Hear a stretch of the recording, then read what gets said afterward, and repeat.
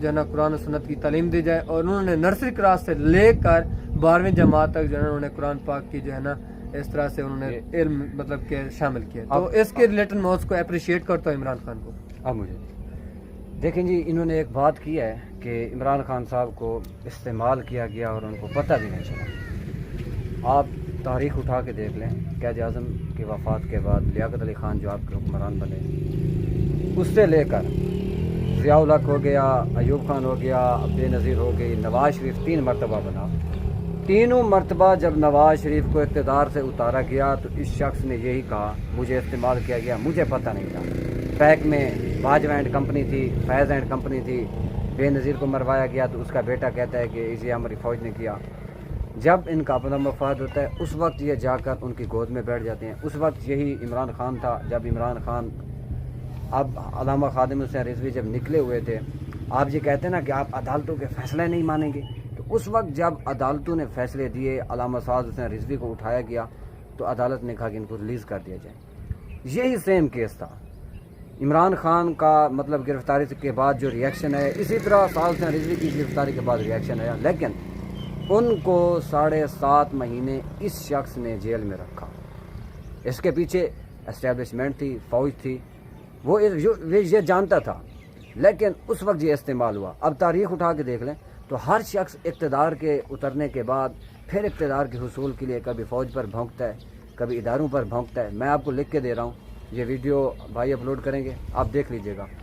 جو شخص یہ آج ان کے خلاف باتیں کر رہا ہے، کل کو یہ حکمران بن گیا نا، اسی نے ایک کتا پالا ہوا تھا، اس کا نام میں نہیں لوں گا، کہ کتا پالا ہوا تھا اور وہ کہتا تھا جی ہم خادم حسین رضوی کے خلاف دہشت گردی کا مقدمہ بنا رہے ہیں، اور پھر وہ ٹاؤں کر کے آتا اور کہتا کہ ظہیر الحسن شاہ کو ہم نے فلاں تھانے میں ڈسچارج کر دیا ہے. وہی کتا تقریر ہر لمحے بعد آ کے میڈیا پہ ٹاک کرتا اور کہتا فوج اور عوام جو ہے نا وہ ایک پیج پر ہے، فوج اور حکومت ایک پیج پر ہے.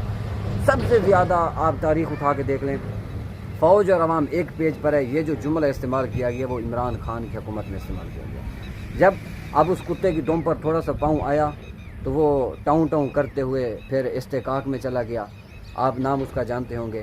تو وہ اتنا مطلب یہ شخص اتنے گھٹیا ترین لوگوں میں گھرا ہوا تھا، اس کے سارے وزراء بھی کرپٹ تھے، لیکن یہ کہتا ہے کہ مجھے پتہ بھی نہیں تھا. تو یہ ایک انتہائی افسوسناک بات ہے کہ آپ ایک ایسے شخص کو حکمران بنا رہے ہیں جسے اتنا بھی نہیں پتہ کہ میں استعمال ہو رہا ہوں. کم از کم اتنا تو پتہ ہو، ہاں مجبوریاں ہوتی ہیں، اقتدار بچانے کے لیے آپ کریں، لیکن اب آپ اقتدار سے اتر گئے ہیں تو آپ کہیں اب میں استعمال ہو رہا تھا، مجھے پتہ نہیں تھا، کبھی سائفر آ گیا، کبھی فلاں آ گیا، کبھی فلاں. تو اس شخص کا اچھا اب انہوں نے بات کی تدریس قرآن والی. آپ تاریخ اٹھا کے دیکھ لیں، 1947 کے بعد ایک نصاب پاکستان کا بنایا گیا جس میں قرآن مجید کو بہت زیادہ اہمیت دی گئی.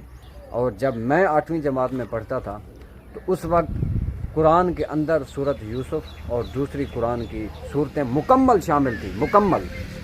پھر کیا ہوا، وقت آیا اور ایسا ایسا قرآن مجید سے یہ تدریس کا مقصد مطلب یہ قرآن کی آیات وغیرہ نکال گئی.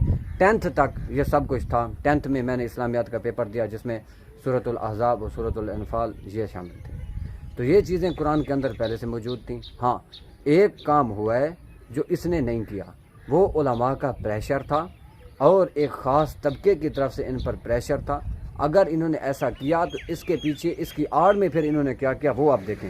انہوں نے قرآن کے اندر اپنا تعلیمی نصاب کے اندر یہ قرآن کو شامل کر کے ختم نبوت پر ڈاکے مارے، اور انہوں نے مساجد کے اندر میرے بھائی ڈاکہ نواز شریف کی حکومت میں لگا، عمران خان کی حکومت میں نہیں لگا. 295 سی کے قانون کے اوپر اگر آپ بات کریں، عمران خان کی حکومت میں آسیہ مسیح کو ایک نامور گستاخ کو جس کو عدالت نے مجرم قرار دیا اس کو رہا کر دیا گیا، اور ادھر فرانس میں جا کے کہتا ہے کہ ہم نے ایک چھوٹا سا طبقہ تھا اس کو جیل میں ڈالا اور میں نے آسیہ مسیح کو بحفاظت ادھر بھیجا. یہ اس کا انٹرویو موجود ہے، آپ دیکھ سکتے ہیں. آپ دیکھ سکتے ہیں ختم نبوت کے بل میں ترمیم یہ کم جرم ہے اس سے کہ آپ ختم نبوت کے مجرم کو جس کو عدالت مجرم قرار دے چکی ہو اسے آپ ملک سے باہر گئی. یہ بہت بڑا میرے بھائی بات یہ ہے، میں آپ کے سب بات سے اتفاق کرتا ہوں کہ عمران خان نے گستاخ آسیہ مولانا کو چھوڑا، میں اس بات کو تسلیم کرتا ہوں، صحیح ہے. लेकिन अभी आप मेरी बात सुने कि इस मुल्क का कानून ही ऐसा है, इस मुल्क में कोई कानून ही नहीं है, तो फिर वो क्या करता? तो ये इमरान मेरी खान बात आके सुने कानून ना, बनाएगा। मेरी बात सुने। हाँ तो और कौन इससे बनाएगा? कानून, ये कानून बनाएगा। और मेरी बात सुने ना, जब घटिया तारिक जमील, तरीन- मेरी बात घटिया सुने, तरीन- अच्छा, जब ये ता- इस के ऊपर जब इस तरह से बातें हो रही थी, तो उस वक्त जो है ना, मैं कहता हूँ कि मौलाना खादिम सरजी साहब ने आवाज़ उठाई, ठीक है, तो उस वक्त वो जिंदा हयात है, अल्लाह पाक उनकी दर्जात बुलंद फरमाए। तो उस वक्त उन्होंने आवाज़ उठाई, आपके मौलाना तारिक जमील साहब किधर थे? वो तो आपके झोली में बैठे थे, इमरान खान की झोली हाँ, में। तो इस तरह के मौलवी जब इस तरह से है, तो मुल्क में वो तो झोली में कानून बैठे नहीं थे। है ना, मुल्क में कानून नहीं है। आप जब उनके पीछे तक- देखें भाई, मेरी बात सुने, देखें ये तारिक जमील साहब दुआ मांगते थे पगड़ी उतार के, या अल्लाह भाजपा की दाएं से मदद कर, बाएं से मदद कर। इस वक्त उनका जो भाजपा था वो बाप बना हुआ था, वो वक्त का वली भी था, तहज्जुद गुजार भी था। ये इंटरव्यू मौजूद है तारिक जमील का। मुझे एक बताएं, या तो तारिक जमील जो है वो वली नहीं है, या फिर भाजपा मुजरिम नहीं है। एक बात है, आप डिसाइड कर लें। अगर आप भाजपा को मुजरिम कहते हैं तो फिर तारिक जमील वली नहीं है, क्योंकि वो पहले उसे विलायत का सर्टिफिकेट दे चुका है। तो ये बातें जो है ना, आपको बड़ी एहतियात से करनी चाहिए। उलमा जो थे उस वक्त, ये आपकी झोली में बैठे थे इमरान खान की, उस वक्त ये उनकी तारीफें करता था, आज भी वो इसके साथ ठहरे हैं। ये बात नहीं है, चलो आज भी वो इसके साथ ठहरे हैं। बहरहाल वक्त के साथ साथ आपको पता चल जाएगा कि इंशाअल्लाह पाकिस्तान में इस्लाम मेरी जो बात है वो सुने, गालिब होगा। इस इंटरव्यू के आखिर के ऊपर मैं जो है ना एक मैसेज देना चाहता हूँ। बेशक मैं जो है ना इनकी जमात का नहीं हूँ, मेरी जमात PTI है और ये लब्बैक से ताल्लुक़ रखते हैं, तो मैं इनको एक पैगाम देना चाहता हूँ, जब तक आपकी पार्टी को यूज़ नहीं किया जाएगा, आपको कोई एक सीट भी नहीं दी जाएगी, और तब तक आप यहाँ से जाएंगे इस्लामाबाद तक, अपने जो है ना बंदे मरवाएंगे, अपने कारकुन मरवाएंगे, उसके बाद जो है ना आपने ऐसे झूठे मूठे जो है ना जो होते हैं मुआहदे वगैरह करके फिर वापस लौटेंगे। आपको कभी एक सीट नहीं दी जाएगी, ये मेरा वादा है। इक्तिदार की जंग तो है ही नहीं। अल्लामा खादिम तो आप ने लोग पहले किसकी जंग है? हम इस्लाम कभी आप पेट्रोल के ऊपर बहस करते हैं, इस्लाम कौन सा? इस्लाम चाहते हैं। नहीं, इस्लाम पेट्रोल पे लड़े नहीं। देखें मेरी बात, इस्लाम पेट्रोल के ऊपर आया हुआ है कि पेट्रोल की नहीं, कीमत आप कम कर नहीं, दें? मेरी बात सुने, जहाँ आपके मुल्क में एक गरीब मर रहा हो, आप जाके इस्लाम जाके पढ़ें। आपको पता है कि हजरत उमर के दौर में जब गरीब मरता था तो हजरत उमर ने एक गवर्नर को बुलाया, आपने फरमाया कि तू बता कि मैंने तेरे बारे में सुना है कि तू बैठे बैठे बेहोश हो जाता है, क्या बात है, और तू सरकारी खजाने से चीज़ें इस्तेमाल करता है,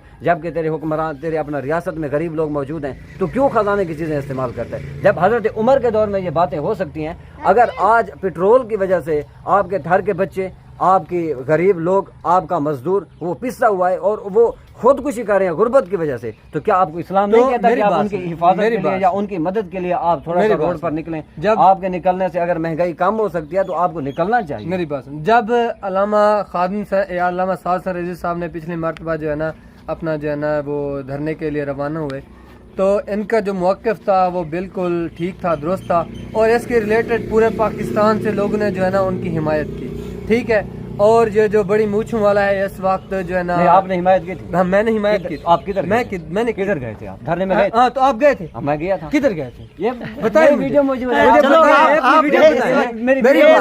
लोग इस तरह से बातें ये लोग इस तरह से बातें ऐसे लोगों को बस ये लोग इस तरह से बातें करते हैं, ठीक है, ठीक है, इनका जो है ना कोई माइंड नहीं है। और जब ये अल्लामा साद सरजी साहब जो है ना बिल्कुल जो है ना इनको पता था कि अब मेरा मुतालबा 100% ठीक है और मेरा मुतालबा जरूर माना जाएगा, ठीक है। नहीं, इमरान खान ये उस वक्त इमरान खान क्यों नहीं निकला? इसको जब पूरे मुल्क से हमदर्दियां जो है ना मिल रही थी अल्लामा साद सरजी साहब को, उसी टाइम अल्लामा साद सरजी साहब ने अपना जो है ना वो धरना खत्म क्यों कर दिया? ये बात उन्होंने कहा सस्ता करेंगे, बस बात ही खत्म हो गई।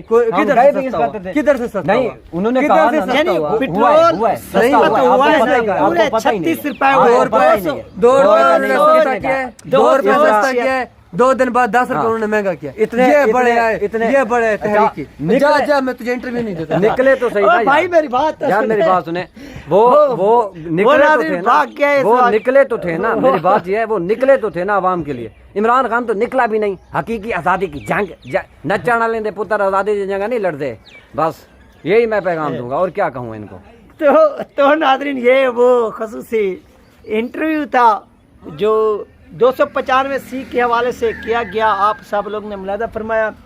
तो आपने क्या करना है कि यार इस इंटरव्यू को ज़्यादा से ज़्यादा शेयर करना है, ताकि जो इस वक्त मौजूदा 295C के हवाले से बातें चल रही हैं ये ज़्यादा से ज़्यादा शेयर हों और उन हुक्मरानों तक ये जो पैगाम है वाज़ेह तौर पर पहुँचे। اور ان کو بتایا جائے کہ عوام جو ہے وہ اس طرح کے کیا کرتی ہے، جذبات رکھتی ہے۔ یہ تھی ناظرین اہم ترین اپڈیٹ جو آپ کے ساتھ شیئر کی گئی ہے۔ اپنا خیال رکھیے گا اور مجھے دعاؤں میں یاد رکھیے گا۔ ملتے ہیں نیکسٹ ویڈیو میں۔ اللہ حافظ۔